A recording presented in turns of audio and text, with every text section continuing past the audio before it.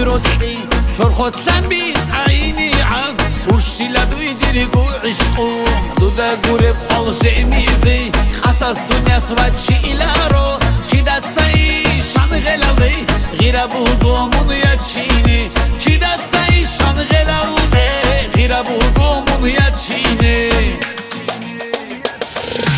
صبر خندو گاه برسيناي برسيناي بالايتي بختون إلان هندور برسينا وبرال ديهيني دو روحونا صبر خندو گاه برسيناي برسيناي بالايتي بختون إلان هندور برسينا وبرال ديهيني دو روحونا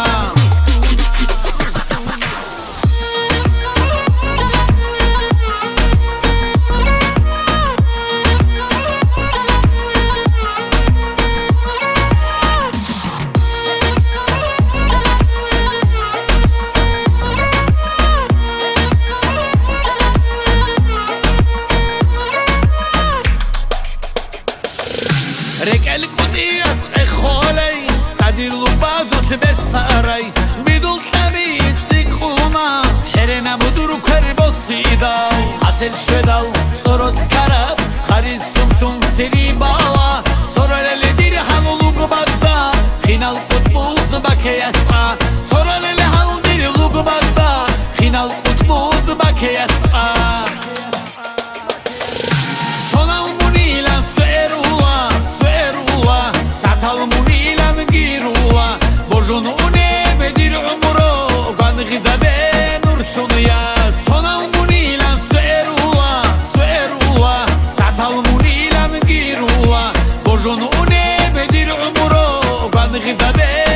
Şunu